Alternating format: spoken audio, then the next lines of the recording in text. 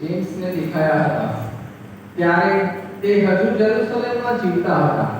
તે એક થાંભલા પર દેખાયા અને જેમ્સને તે સ્થાન પર તેના સન્માનમાં એક શ્રાઇન બનાવવાનું કહ્યું.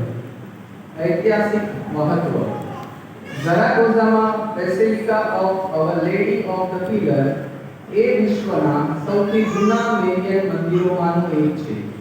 અવર લેડી ઓફ ધ પિલરનો તહેવાર 12 ઓક્ટોબરે ઉજવવામાં આવે છે. તે સ્પેનનો રાષ્ટ્રીય દિવસ પણ છે. આમ તેઓ ધાર્મિક અને સાંસ્કૃતિક બંનેનું પ્રતીક છે. Let your faith be as strong as pillar.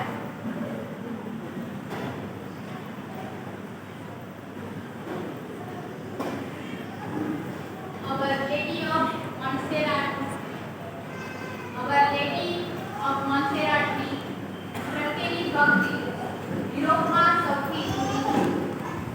Black Madonna એક પ્રતિમા જે પ્રારંભિક ખ્રિસ્તી સદીમાં માનવામાં આવે છે. તે મૂડી આક્રમણ દરમિયાન પર્વતોમાં છુપાયેલી હતી અને પછીથી તેને ફરીથી શોધી કાઢવામાં આવી હતી. સાંસ્કૃતિક અસર: બ્લેક મેડોનાને કેટાલોનિયામાં ખૂબ જ આદર આપવામાં આવે છે. ઈસુ ખ્રિસ્ત જ રાજા છે.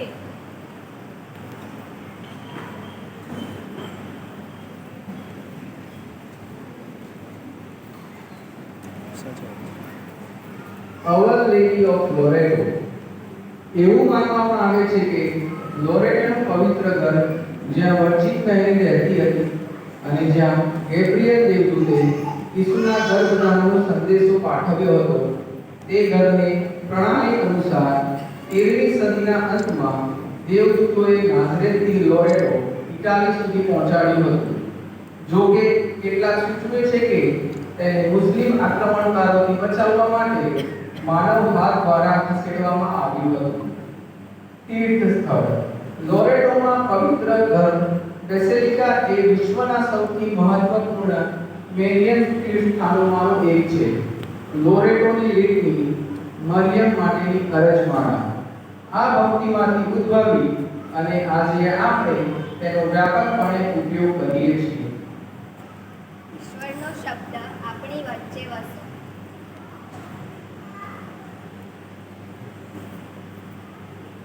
Our Lady of Carmel આ શિષ્ટ પ્રારંભિક સંન્યાસીઓનું છે જે 12મી સદી દરમિયાન પેલેસ્ટાઇનમાં માઉન્ટ કાર્મેલ પર રહેતા હતા અને બાદમાં કાર્મેલાઇટ ઓર્ડરનો આધાર બન્યા હતા. કાર્મેલાઇટ્સે મેરીને તેમના આશ્રયદાતા તરીકે સ્વીકાર્યા અને 1251માં સેન્ટ સાયમન સ્ટોક, એક કાર્મેલાઇટ ધર્મગુરુ, તેમના રક્ષણ અને કૃપાના સંકેત તરીકે મેરી પાસેથી બ્રાઉન સ્કેપ્યુલર પ્રાપ્ત કર્યું. બ્રાઉન સ્કેપ્યુલર મેરીના રક્ષણના પ્રતીક તરીકે લાખો કેથલિકો દ્વારા પહેરવામાં આવતો સંસ્કાર બની ગયો. એમનું વચન છે કે જેઓ તેને પહેરીને મૃત્યુ પામે છે તેઓ શાશ્વત અગ્નિનો ભોગ બનશે નહીં. માઉન્ટ કાર્મેલનો તહેવાર 16 જુલાઈના રોજ ઉજવવામાં આવે છે. Climb the Mount of Carmel and attain God.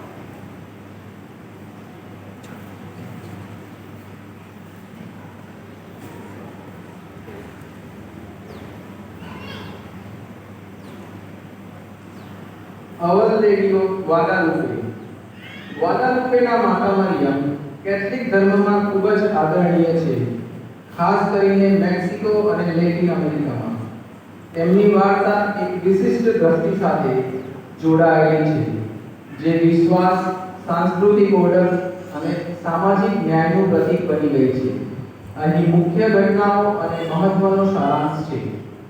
દર્શન: વાર્તા 9 ડિસેમ્બર 1531ના રોજ શરૂ થાય છે, જ્યારે જુઆન ડિએગો નામના મૂળ એઝટેક વ્યક્તિએ મેક્સિકો સિટીની નજીક ટેપિયા હિલ નજીક ચાલતી વખતે પ્રકાશથી ઘેરાયેલી એક મહિલાના દર્શન જોયા હોવાની જાણ કરી હતી.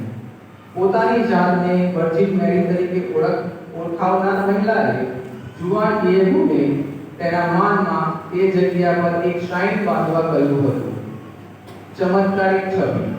સ્થાનિક બિશપ જુઆન ડી ઝુમરાગાને સંદેશ પહોંચાડવાના જુઆન ડિએગોના પ્રારંભિક પ્રયાસો શંકાસ્પદ લાગ્યા હતા.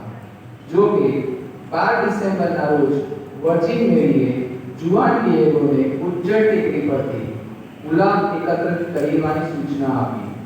જ્યારે જુઆન ડિએગોએ બિશપને આ ગુલાબ રજૂ કર્યા ત્યારે તેના ટીમમાં એટલે કે શાલ પર વર્જિન મેરીની છબી ચમત્કારિક રીતે છપાયેલ હતી. ગુઆદાલુપેની વર્જિન તરીકે ઓળખાતી આ છબીએ બિશપને દર્શનની અધિકૃતતાની ખાતરી આપી. Don't fear. Am I not your mother?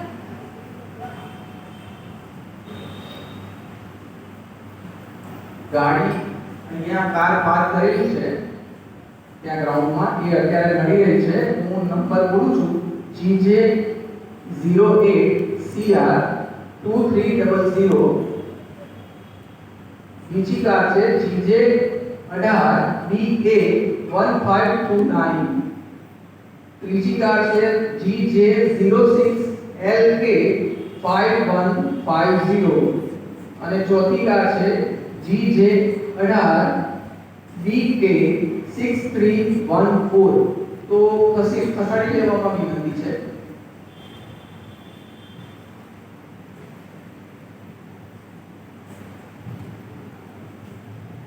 Mount May.